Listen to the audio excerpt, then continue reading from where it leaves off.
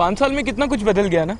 अभी तो बहुत कुछ बदलेगा, क्योंकि मोदी जी यहाँ बनाएंगे मेट्रो, नई सड़कें, नए टनल और तो और बिछाएंगे रेलवे का बड़ा जाल। सच में? हाँ, क्योंकि जहाँ भाजपा वहाँ विकास। शांति, स्थिरता और विकास, जम्मू कश्मीर को मोदी पर विश्वास। अच्छा, ये बड़ा दिलचस्प है। कल ये ना कहे कि जनाब हमारी तस्वीर दिखाई और खबर कोई और चली थी। खबर सिर्फ ऐसे चल रही है क्योंकि इंतखाबी तशहीर चल रही है, कैंपेनिंग चल रही है, तो सेकंड फेज के तहत ये लीड चल रही है। लेकिन खबर आप सुन लीजिएगा। पार्टियों के नाम: इंडियन नेशनल कांग्रेस, जिन्होंने लीड लिया है जी। दूसरे नंबर पर भारतीय जनता पार्टी, जिनके कैंडिडेट्स का हाल ये है। तीसरे नंबर पर पीपल्स डेमोक्रेटिक पार्टी। चौथे नंबर पर नेशनल कॉन्फ्रेंस के नामजद उम्मीदवार हैं, जो लगातार इस कैंपेन में अभी तक सूरत हाल ये बनी हुई है।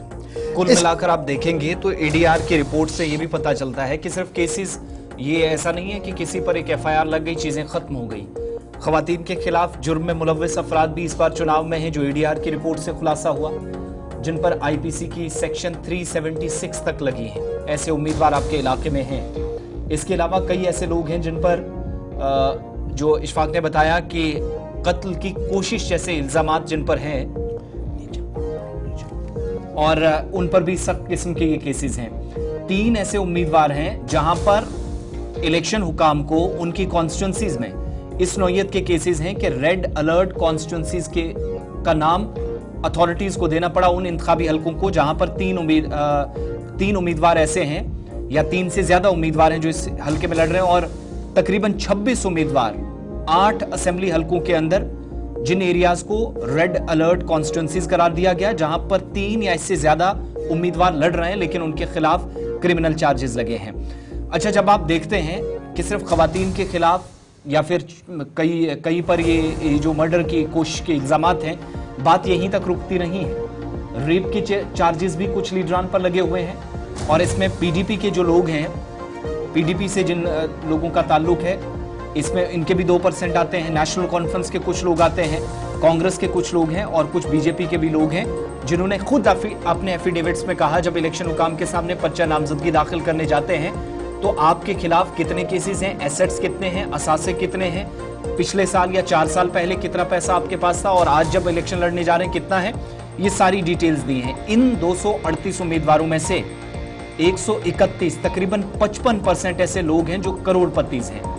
अब बड़ी पार्टियों को आप देखिएगा, कांग्रेस के 100% लोग हैं, 6 ऐसे लोग हैं, 6 के 6 लोग जो करोड़पति हैं, जो उन्हें खुद डिक्लेयर किया है। नेशनल कॉन्फ्रेंस के 20 में से 18 लोग जो करोड़पति हैं, 76% ये तादाद बनती है। बीजेपी की भी 17 में से 13 ऐसे लोग जो करोड़पति हैं। पीडीपी के 26 उम्मीदवार जो मैदान में हैं, इनमें से 19 यानी तकरीबन 73% जो करोड़पति हैं, जिन्होंने बताया है कि 1 करोड़ से ज्यादा उनके पास इस वक्त जो है असासे हैं। एडीआर की रिपोर्ट के मुताबिक मैक्सिमम कैंडिडेट्स, या इस बात का खुलासा भी हुआ कि पार्टियों ने उन लोगों पर भी शायद तवज्जो ज्यादा दी। कई लोग इस चीज में भी नजरअंदाज हो गए कि शायद करोड़पति या ये जो एक तासुर गया कि शायद पैसे वाले को पार्टियों की जानिब से मैंडेट दिया गया, तो कुछ हद तक रिपोर्ट को जब हम खंगालते हैं, आदादोशुमार देखते हैं, तो ये चीजें दुरुस्त भी पाई जाती हैं। आज के वक्त में मैक्सिमम लोगों ने एफिडेविट्स के अंदर मैक्सिमम पार्टियों से लोग जुड़े हुए, जो तकरीबन 70, 80, 85% के आसपास, जिनने बताया कि 1 करोड़ से ज्यादा की वेल्थ उनके पास है। अब सेकंड फेज में आप देखेंगे तो सैयद मोहम्मद अल्ताफ बुखारी, तारिक हमीद कर्रा, ये वो नाम है।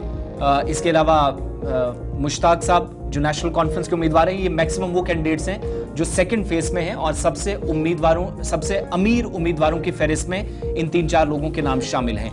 और जो आजाद उम्मीदवार भी जो हैं, उनमें भी कुछ ऐसे लोग हैं जिनके खिलाफ केसेस तो नहीं है, लेकिन जब आप एसेट्स की बात करते हैं तो लाखों के या 50 के और 60 लाख के आसपास, जिन्होंने खुद एसेट्स में डिक्लेयर किया है, एफिडेविट में डिक्लेयर किया है कि इतने एसेट्स उनके पास है। लेकिन बड़ी बात यह थी कि 25 तारीख को और 1 अक्टूबर को जब आप वोट डालने जाएंगे तो जरूर बिजली, पानी, सड़क के मुद्दों पर आप वोट देंगे, लेकिन जिस चेहरे को वोट डालने जा रहे हैं उस पर कल ये भी जिम्मेदारी होगी कि वो सोशल सिक्योरिटी वाले मसले को भी संजीदा ले। तो जिस पर खुद क्रिमिनल चार्जेस हों, समाज के अंदर इस तरह के बदइखलाक या गैर कानूनी और गैर इखलाकी या गैर समाजी काम करने के इल्जामात हों, वो कैसे हम और आप सब की सिक्योरिटी की जिम्मेदारी लेगा, ये भी जरा सोचिएगा। और आज का वोट अगले 5 साल तक के आपकी एक तरह से गारंटी है या जमानत है कि आप क्या करें क्या ना करें। इस वोट की अहमियत को या इसकी कीमत और अफादियत को समझिएगा। वक्त एक छोटे से ब्रेक का है। ब्रेक के उस पार वापस आएंगे तो आपके सामने उन लोगों की बात करेंगे जो जेलों के अंदर बंद हैं। कुछ पार्टियां कह रही हैं इनको छुड़ाएंगे, लेकिन दिल्ली से साफ ऐलान हुआ है और जम्मू कश्मीर आते आते भी फिर से अनाउंसमेंट दोहराई गई कि उन लोगों को किसी किस्म की माफी नहीं जो जेलों के अंदर बंद हैं। मुकम्मल तफसीलात ब्रेक के उस पार।